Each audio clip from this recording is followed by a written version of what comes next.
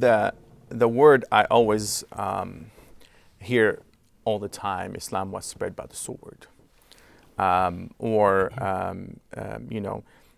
Islam, jihad, the word jihad, as we talked about it in different sessions, means holy war. And I would vividly ask the people to Google, since nowadays, and try to find the word sword in the Quran, which is our highest supreme law. You will not find that word there. Or find the word holy war in the Quran, or in any Arabic or Islamic text. The word holy war does not exist, and the word sword does not exist.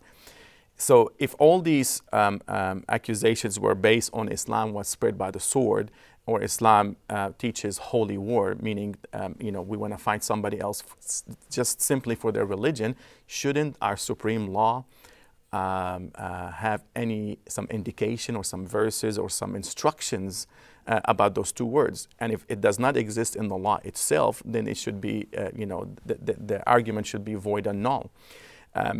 Indonesia, as the doctor have mentioned, and I have a workshop, I always ask people, I said, Indonesia is the largest Muslim country. Would anybody name the name of the battle, the famous battle where the Muslims went and killed all the Indonesians and conquered that country? And everybody looks around and said, there was none. And absolutely, there was none.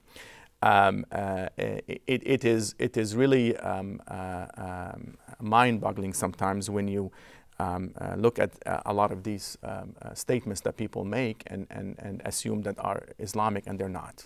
And Indonesia is a good case in point, where Islam primarily spread through commerce through just exchange, and people shipping goods and characters, and but it is the case too. I mean, I think one cannot ignore the fact that when Muslims came out of Arabia in the post-Muhammad era, they came out with armies, they conquered territory.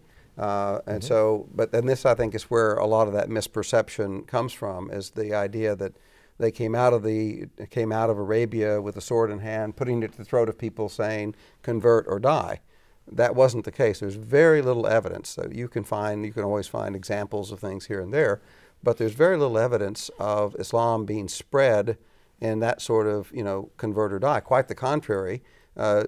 Judaism and Christianity especially were recognized as legitimate religions, and provisions were made. Now, the rules were being developed and set up for how to organize society according to Islam. And what we tend to see over a period of several centuries, Islam was enormously successful. Within 100 years of the death of Muhammad, Muslims had spread across North Africa and into Spain on the one hand, and all the way through Mesopotamia, the Tigris-Euphrates Valley, through Iran, Persia, into Pakistan, what would be Pakistan and India today. I mean, a tremendous spread of a civilizational system, and there was a military dimension to that, of course, as there was in every great empire that grew, Roman, Christian, whatever. It's been a part of, certainly of history, that was true there as well. There were economic reasons why a lot of people embraced Islam, probably. There were ideological reasons. This religion appealed to a lot of people. This is something I think many Christians in the West have never quite even thought about, that somehow that people would respond to this favorably and see this as a good thing and embrace it. As a continuation of the same message. And so, I mean, here's a religion that's talking about God the Creator, Jesus born of a virgin, angels, devils, the day of judgment, Moses, Abraham. Sounded a lot like their religion. And there were rules, and there were social dimensions of this too, where, for example, Muslim men could marry not only Muslim women, but could marry Jewish or Christian women. But Muslim women could not marry outside of Islam. And so over time, you're going to have a social impact as well. There were limits to how high you could rise or how much you would benefit from the booty of the next conquest if you weren't a Muslim. Nobody was forced to become that, but when there are economic incentives, I'm sure that there were plenty of people who decided to get on the winning team, maybe not for religious reasons, but for economic reasons.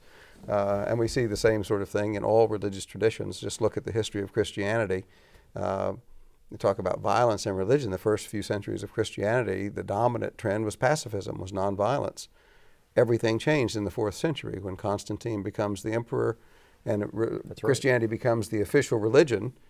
The door opens up, and when it starts costing you not to be a Christian, you find all kinds of people joining the parade for good and not so good reasons.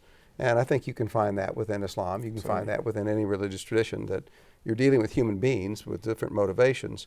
But the image that the question began with that has to, I think, be dislodged is this idea that somehow Muslims, came out with a sword in hand saying convert or die. There's just literally very, very little evidence that much of that ever went on. And the scripture confirms that, no compulsion in the matter of religion. Chapter 2 of the Holy Book, no compulsion in the matter of religion, is a very concrete Islamic law. You just don't put a sword on somebody's throat and say, become a Muslim or you're going to die, because by definition, a person is not converting out of her or his free will. So that person is not really a believing person, but he's converting under the sword. So the supreme law of Islam makes it very clear that there's no compulsion in the matter of religion.